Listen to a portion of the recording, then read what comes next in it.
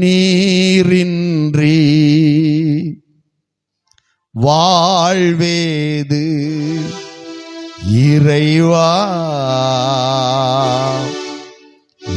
நினைவின்றி மகிழ்வேது தேவா. நீரின்றி வாழ்வேது இறைவா, நினைவின்றி மகிழ்வேது தேவா. நீரின்றி வாழ்வேது இறைவா, நினைவின்றி மகிழ்வேது தேவா.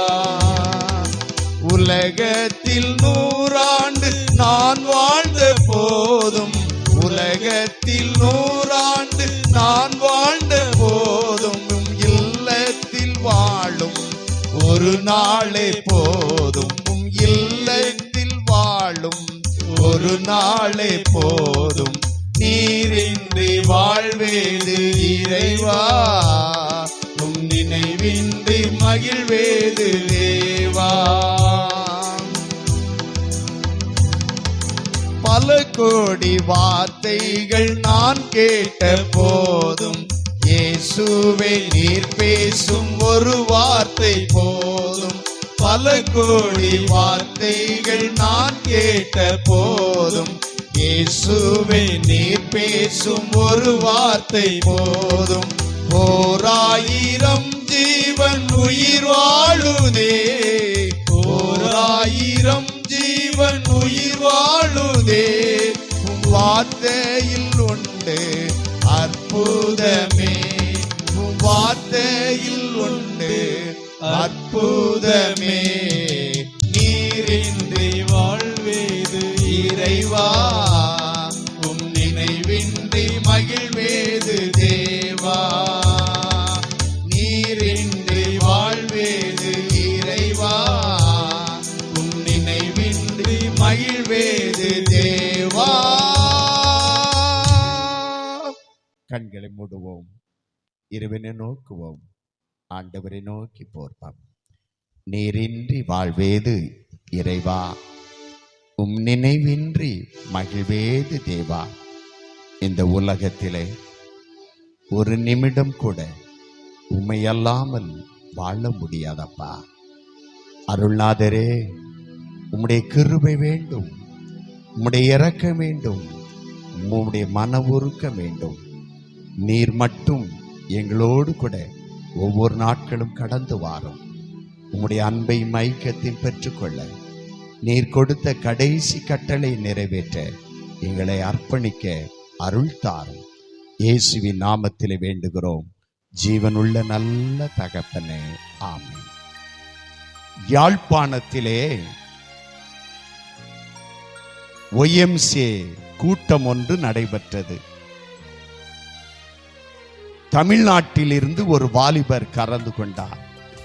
மாலை நேரம் நடைப்பயிற்சிக்காக யாழ்ப்பாணத்தில் உள்ள கடற்கரை ஓரத்திலே நடந்து சென்று கொண்டிருக்கிறார்.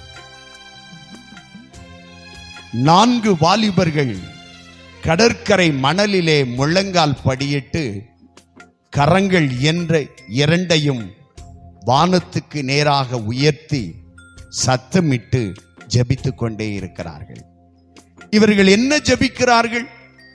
அதை உற்று கவனிப்பதற்காக இந்த தமிழ்நாட்டில் இருந்து புறப்பட்டு சென்ற வாலிபர் அங்கே நடந்து செல்கின்றார்.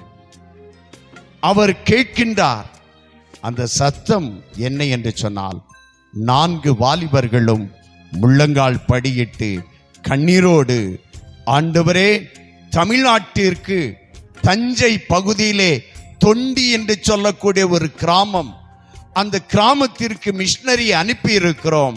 அந்த மிஷனரி பாரத்தோடு பணி செய்ய வேண்டும். அவர் எங்கெல்லாம் ஆண்டவருடைய வார்த்தையை சொல்லுகிறாரோ அங்கெல்லாம் ஆண்டவர் அற்புதங்களையும் அடையாளங்களையும் செய்ய வேண்டும் என்று சொல்லி பாரத்தோடு முழங்கால் படியிட்டு கண்ணீரோடு கூட ஜெபித்துக் கொண்டிருந்தார்கள். இதை பார்த்த வாலிபர் ஆண்டவருடைய சமூகத்திலே நம்மை அர்ப்பணித்தார். நான் தமிழ்நாட்டில் இருந்து யாழ்ப்பாணத்திற்கு வந்திருக்கிறேன், ஆனால் யாழ்ப்பாணத்திற்கு யாழ்ப்பாணத்தில் இருந்து தமிழ்நாட்டுக்கு மிஷனரி அனுப்பி அந்த தமிழ்நாட்டு மக்களுக்காக ஜெபிக்கிறார்களே என்று ஒரு உணர்வோடு பாரத்தோடு தன்னுடைய இடத்திற்கு வந்தார். வந்தவர் தன்னோடு 20 வாலிபர்களை இணைத்துக் கொண்டார். 8 போதக பிதாக்களை இணைத்துக் கொண்டார். பாளையங்கோட்டை நூற்றாண்டு விழாவிலே, நூற்றாண்டு மண்டபத்திலே அநேக நாட்கள், அநேக வருடங்கள் ஆண்டவருடைய பாதத்திலே காத்திருந்து ஜெபித்து ஜெபித்து ஜெபித்து 1903ஆம் ஆண்டு இந்திய மிஷனரி சங்கத்தை அவர் உருவாக்கினார். ஹல்லேலூயா.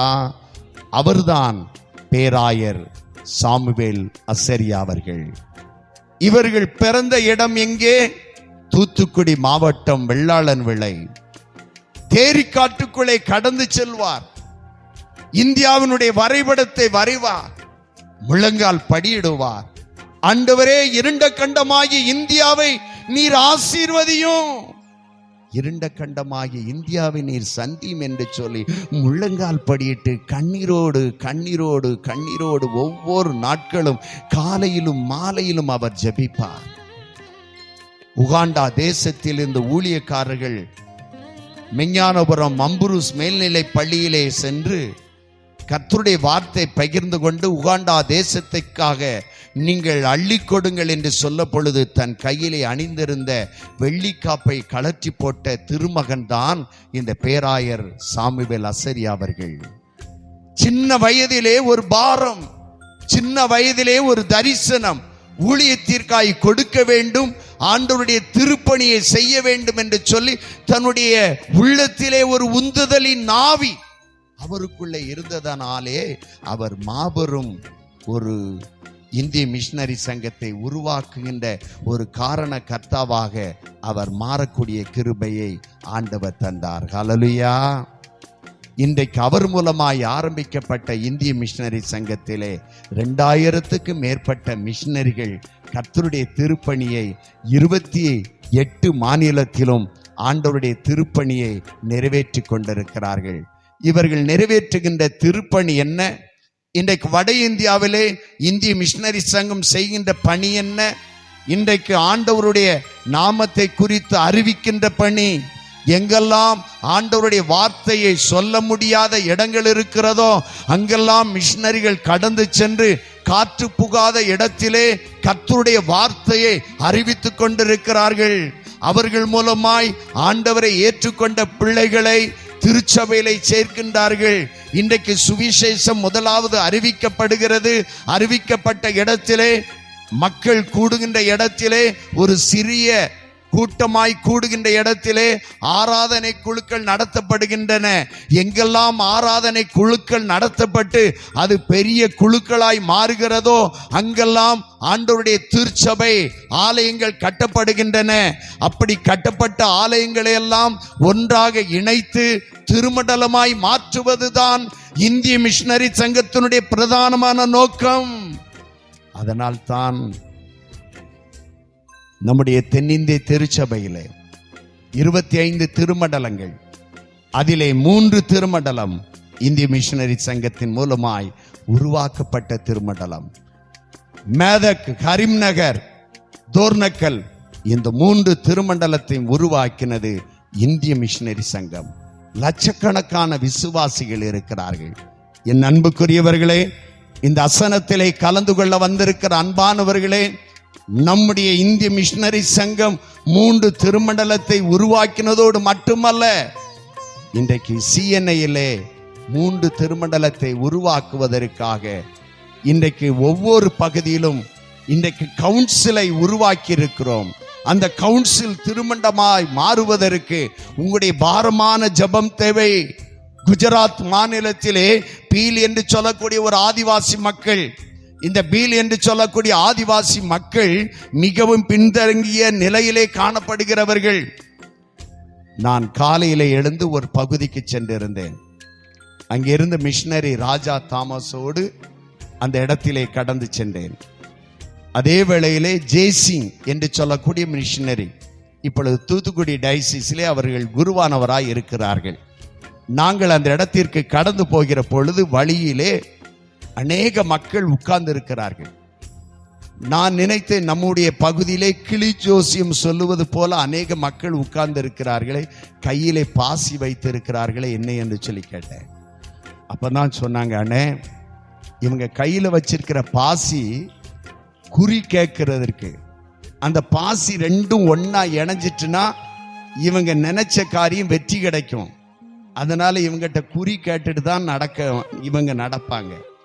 அப்ப என்னடா அப்படின்னு சொல்லி அதிசயமா பார்த்தேன். ஒரு சிலருக்கு அந்த பாசி ஒட்டிக்கிடுது, ஒரு சிலருக்கு ஒட்ட மாட்டேங்குது.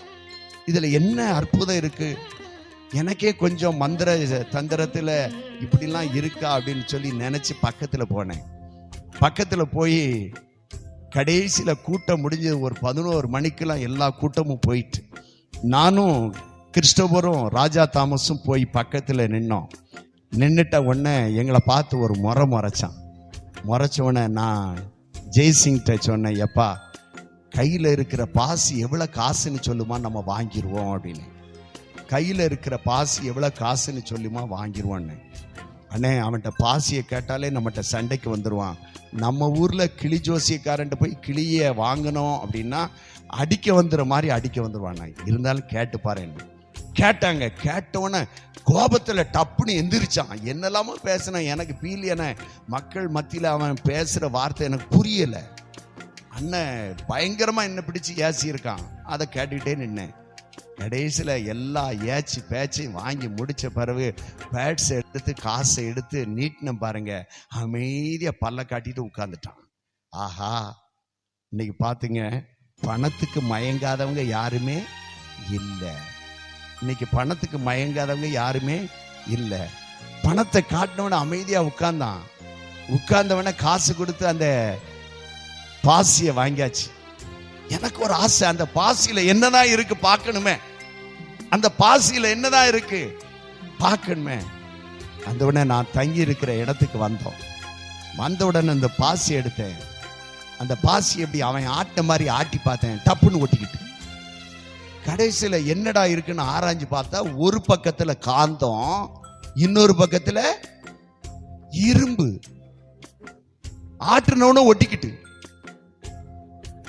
இத பார்த்து இதை வச்சா ஏமாத்திட்டு இருக்கான் பாருங்க. மக்கள் குஜராத்தில் எப்படி ஏமாற்றப்படுறாங்க. நான் அதை பத்திரமா கொண்டு வந்து, தேவாவுக்கு தெரியும், நான் பாம்பாட்டி மாதிரி சில பொருளை வச்சு மக்களுக்கு காண்பிப்பேன். அப்படி காமிச்சுக்கிட்டே இருந்தேன். ஒரு யூத் மீட்டிங்ல கடைசியில் அதை வச்சு டேபிள வச்சுட்டு என் திங்ஸ் எல்லாம் எடுத்து வைக்க முன்னால அந்த பாசி மட்டும் காணல. நம்ம ஆட்கள் பெரிய ஆட்கள் சுட்டுட்டாங்க அதுக்குள்ள. அது யார்கிட்ட இருக்கு என்னன்னு தெரியல. சரிதானா?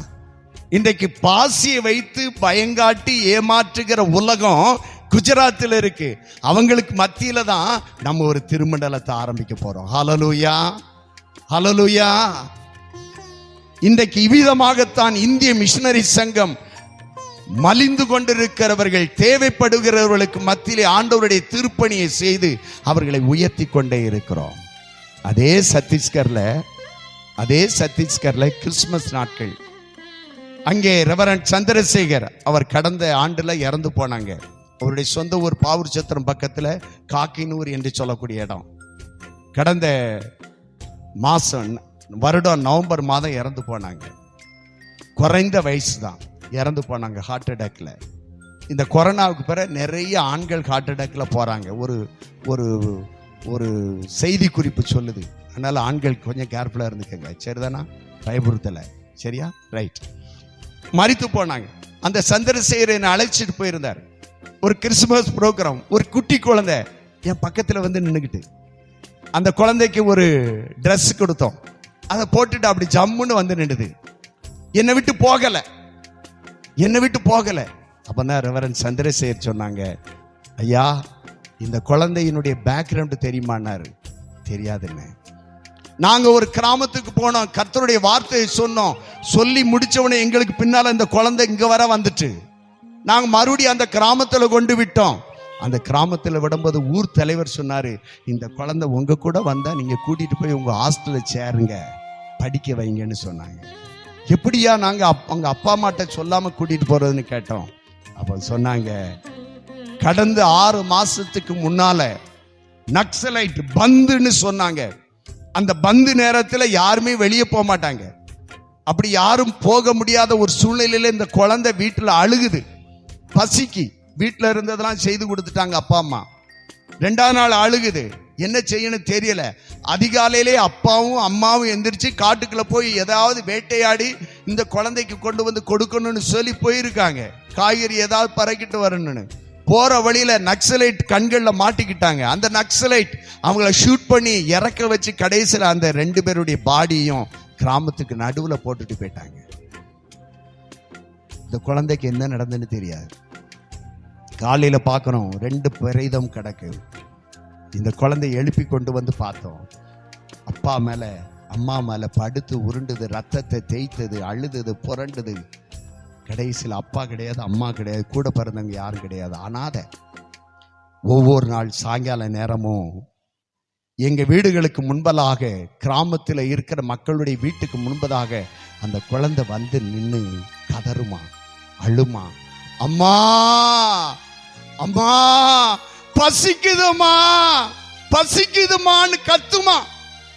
அந்த சத்தத்தை கேட்டு வீட்டுக்குள்ள இருக்கிற பெண்கள் வந்து வீட்டில் இருக்கிற ஏதாவது உணவை கொடுத்தவனை சாப்பிட்டு விட்டு அப்படியே அவங்க வீட்டுக்கு முன்னால திறனையில படுத்து தூங்கிட்டு காலையில எந்திரிச்சு போகுமா. இதுதாயா இந்த குழந்தையினுடைய நிலைமை. அதனால இந்த குழந்தை உங்க கூட இருக்கட்டையா. அந்த குழந்தை ஐஎம்எஸ் விடுதியில இருக்கு, ஐஎம்எஸ் விடுதியில இருக்கு. நான் நினைச்சு பார்ப்பேன், என் பேத்திக்கு சோம்பலன்ன உடனே எவ்வளவு தூரம் பராமரிக்கிறேன். இந்த குழந்தையை பராமரிப்பது யார்? இந்த குழந்தையை பராமரிப்பது யார்? இந்திய மிஷனரி சங்கத்திலே இன்றைக்கு 5000க்கு மேற்பட்ட குழந்தைகள் அப்பா இல்லாம அம்மா இல்லாம இன்றைக்கு அனாதைகளா இருக்கிறாங்க ஐயா. அவர்களை தாங்கி பாருங்கள். மாதந்தோறும் 1000 ரூபாய் கொடுத்து ஒரு குழந்தையை தாங்கி பாருங்க. மாதந்தோறும் 1000 ரூபாய் கொடுத்து. இந்த நற்செய்தியை நான் சொல்லி கொண்டிருந்தேன். எங்க அன்னை வீட்டில் எங்க அன்னை மகளுக்கு திருமணம் ஆகி 7 வருஷம் குழந்தை இல்லை. அவட்ட சொன்னேன், ஒரு குழந்தைய ஆதிவாசி குழந்தைய தத்தெடுத்து வளர்ப்பான்னு. ஒரு ஆதிவாசி குழந்தைய நான் எடுக்கிறேன், எனக்கு ஆம்பளை பிள்ளை தான்ப்பா வேணும்னா. இல்லை ஆம்பளை பிள்ளை வேற பொம்பளை பிள்ளை வேற என்னடா இருக்கு அப்படின்னு சொல்லி ஐஎம்எஸ் அலுவலகத்திலேருந்து ஒரு ஆம்பளை பிள்ளை ஃபோட்டோவை கொடுத்து அனுப்பிவிட்டு ஜெபம் பண்ணி நம்ம ஊழியர் கொண்டு கொடுத்துட்டு வந்துட்டேன். அந்த குழந்தை எடுத்து மாசந்தோறும் காசு கொடுத்து வளர்க்க ஆரம்பிச்சா.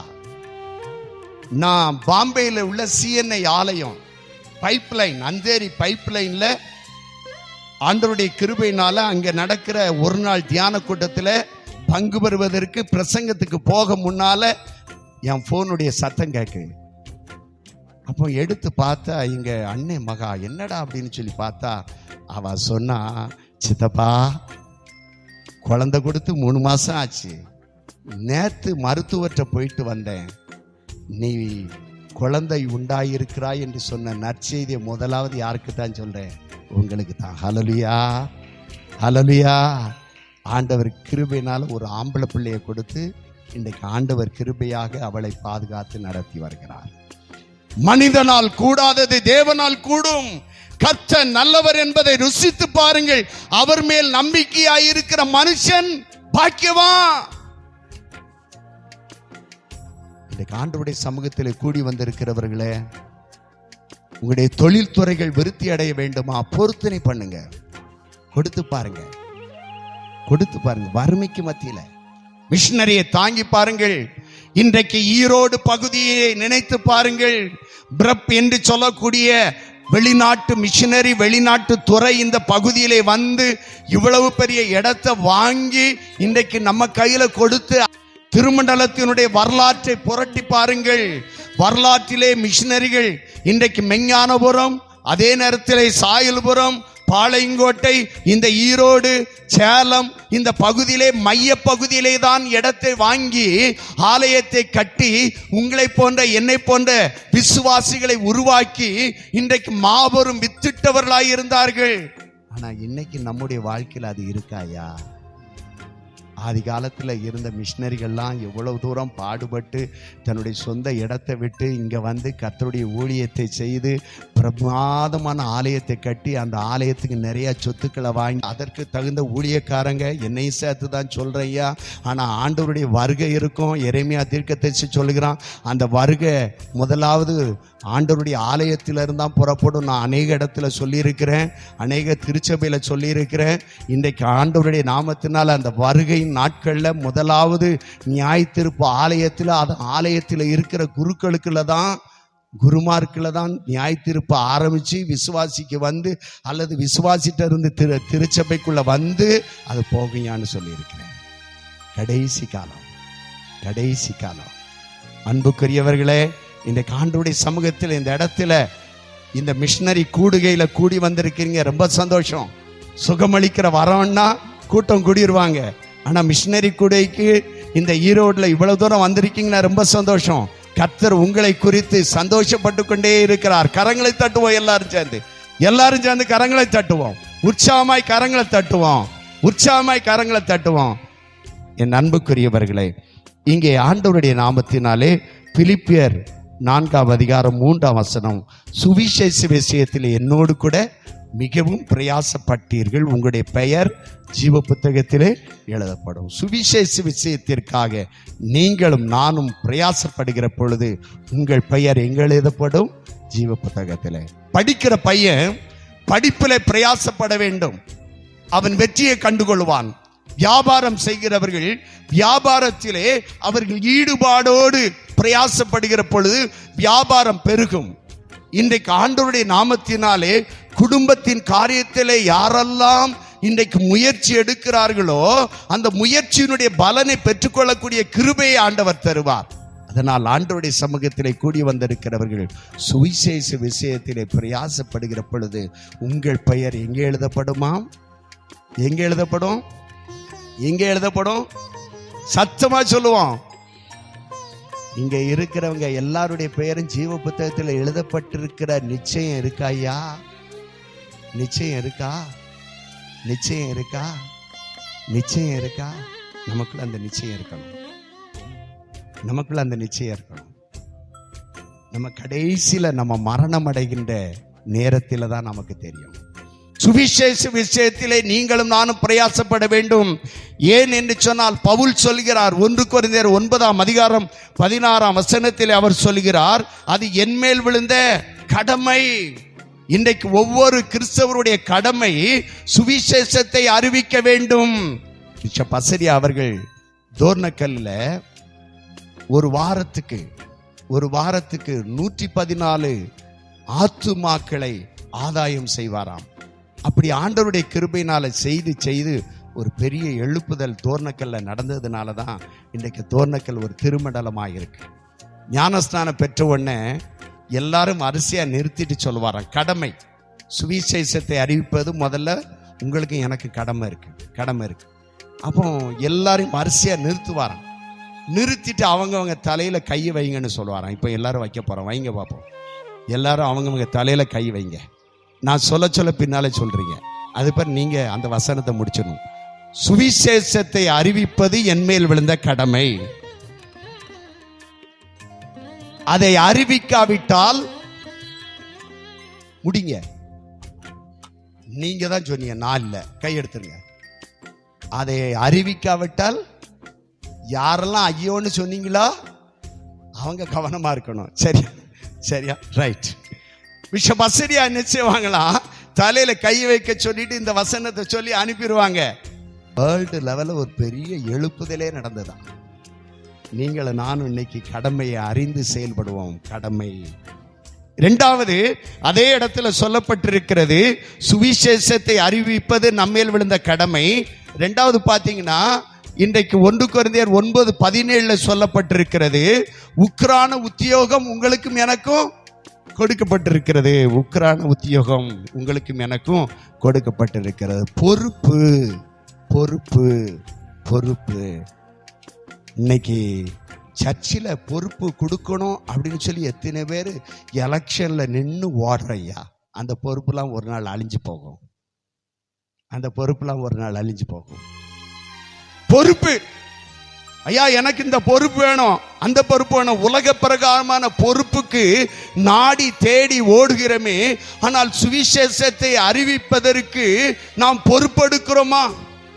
அதில் சொல்லுது, உக்கரான உத்தியோகம் உங்களுக்கு கொடுக்கப்பட்டிருக்கிறது.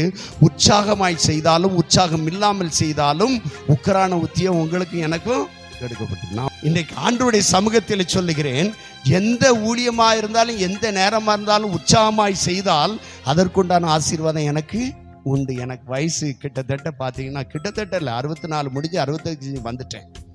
இன்னைக்கு கர்த்தருடைய கிருபையினாலே ஆண்டவர் என்னை பலப்படுத்திக் கொண்டே இருக்கிறார். ஹல்லேலூயா, ஹல்லேலூயா, ஹல்லேலூயா, ஹல்லேலூயா.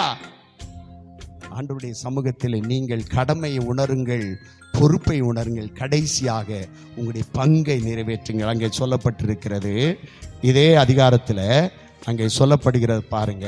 பொறுப்பு, கடமை, பொறுப்பு, அடுத்து பங்கு. 1 கொரிந்தியர் 9ஆம் அதிகாரம் 23ஆம் வசனத்தை எடுத்தவங்க வாசி முடிச்சிடலாமா?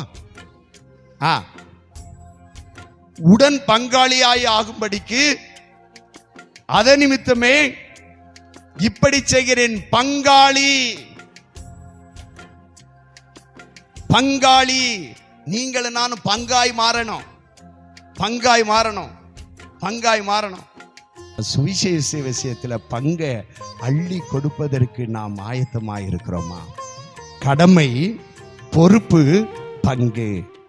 முடிச்சிடுறேன்.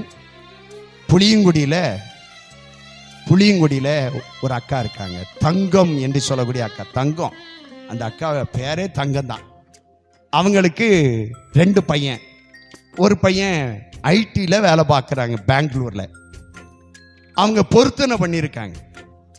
என் பையன் 2 பேருக்கும் வேலை கிடைச்சிட்டு மூத்த பையனுக்கு திருமணம் ஆயிட்டு நான் ஒரு வீட்டை கட்டி முடிச்சிட்டோம்னா என் தாலியை ஐஎம்எஸ் ஊழியத்திற்கு கொடுக்கன்னு சொல்லி பொருத்தனை பண்ணியிருக்காங்க. அதே மாதிரி 2 பையனும் படிச்சு நல்ல வேலைக்கு போயிட்டாங்க. கடைசியில் ஒரு வீட்டை கட்டினாங்க. அந்த பொண்ணுக்கு, அந்த பையனுக்கு ஒரு ராஜபாளையத்திலேருந்து ஒரு அழகான ஒரு மிஷினரி குடும்பத்திலேருந்து ஒரு பொண்ணு கிடைச்சாங்க. இதெல்லாம் முடிச்ச உடனே ஐஎம்எஸ் கேம்ப் குட்டாலத்தில் அந்த நடக்கும்போது கடைசியில் காணிக்க நேரம். அந்த காணிக்க நேரத்தில் இங்கேயும் கடைசி நேரம் காணிக்க இருக்கு, சரியா? ரைட். அந்த காணிக்க நேரத்தில் பார்த்தீங்கன்னா ஒரு அக்கா அப்படியே வராங்க. அந்த காணிக்க பைக்குல தட்டுல ஒரு தங்க செயின் கிடக்கு. அதை எடுத்து பார்த்த உடனே ரெவரண்ட் கிங்ஸ்லே ஐயா பார்த்த உடனே, அண்ணே யாரோ தாலி செயின் போட்டிருக்காங்களே நாங்க. உடனே ஒரு அக்கா ஓடி வந்தாங்க, நான் தான் ஐயா போட்டேன். நாங்க எதுக்காக போட்டீங்க? சாட்சி சொல்ல சொல்லியாச்சு. அவங்க சொன்னாங்க, நான் பொருத்தனை பண்ணேன், என் வீட்டில் கர்த்தர் என்னை ஆசீர்வதிச்சா, அதனால இந்த தாலி செயினை போட்டிருக்கேன்னு சொன்னாங்க. அதை ஏலம் விட்டு ஐஎம்எஸ் ஊழியத்தில் சேர்த்தாச்சு. அவங்கள சுவிசேஷ நாமத்தினால, ஆண்டவருடைய நாமத்தினால சாட்சி சொல்ல, அதே கூட்டத்தில் சாட்சி சொல்ல வச்சு முடிச்சிட்டோம், சரியா? அந்த அக்கா இன்னைக்கும் பார்த்தீங்கன்னா ஐஎம்எஸ்க்கு ஒரு மாதத்துக்கு புளியங்குடியில இருந்து ஒரு அண்ணன் காலையில் என்னை கூட்டிகிட்டு வந்தாங்க. அந்த அண்ணன் புளியங்குடியை பற்றி அதிகமாக சொல்லிட்டு இருந்தாங்க. அந்த புளியங்குடியிலிருந்து அந்த அக்காவுடைய அக்கா 2 பேரும் சேர்ந்து 45,000 ரூபாய் மிஷினரி கலெக்ஷன் ஒவ்வொரு மாதம் கலெக்ட் பண்ணி கொடுக்குறாங்க. ஹல்லேலூயா. பங்கு, சாதாரணமானவங்க பங்கு. எனக்குள் பிரியமானவர்களே, ஆண்டவர் உங்களோடு கூட பேசினால் கனமான ஊழியத்திற்கு உதாரத்துவமான காணிக்கையை, பங்கை கொடுங்க. ஒரு மிஷினரியை தாங்குங்க 5,000 ரூபாய் கொடுத்து, ஒரு ஆதிவாசி குழந்தையை தாங்குங்க 1000 ரூபாய் கொடுத்து. கர்த்தருடைய கிருபையினால கர்த்தருடைய ஊழியத்திற்காய் அர்ப்பணித்து கொடுத்து பாருங்கள், ஆண்டவருடைய ஆசீர்வாதத்தை பெற்றுக்கொள்ளுவீங்க. இப்போ காணிக்கை போடக்கூடிய நேரம். எத்தனை பேர் ஆண்டவருடைய சமூகத்தில் உங்க தங்க காணிக்கை கொடுக்க போறீங்கள? தங்கமான உங்களுடைய காசுகளை போட்டு ஆண்டவருடைய திருநாமத்தை உயர்த்துங்கள், ஆண்டவர் ஆசீர்வதிப்பார். நான் இன்னைக்கு சொல்லுகிறேன்னா, எங்க வீட்டில் ஒரு மிஷினரியை தாங்குறேன், 2 ஆதிவாசி குழந்தையை தாங்குறேன். கர்த்தருடைய கிருபையினால மாதம் ஐஎம்எஸ்க்கு 7,000 ரூபாய் நான் கொடுத்துட்டே இருக்கேன். ஆண்டவர் என்னை அதிகமாக ஆசீர்வதிச்சிருக்காரு. என் பையன் இன்னைக்கு பில்டிங் கன்ஸ்ட்ரக்ஷனில் இருக்கான், இன்ஜினியர் மூத்தவன். அவனுக்கு 32 பேர் அவன் கீழே வேலை பார்க்குறாங்க. அதே நேரத்தில் என் 2வது பையன் இன்னைக்கு ஹைகோர்ட்டில் லாயராக இருக்கிறான். 2வது பையன் ஹைகோர்ட்டில் லாயர். ஒவ்வொரு வாரமும் தென்காசியில் உள்ள நார்த் சர்ச்சுக்கு அவன் தான் கீபோர்டிஸ்ட். ஒவ்வொரு வாரமும் அவன் ட்ரெயின்ல வந்துட்டு பஸ்ல திரும்பி போவான். கர்த்தருடைய ஊழியத்தில் இருக்கும்.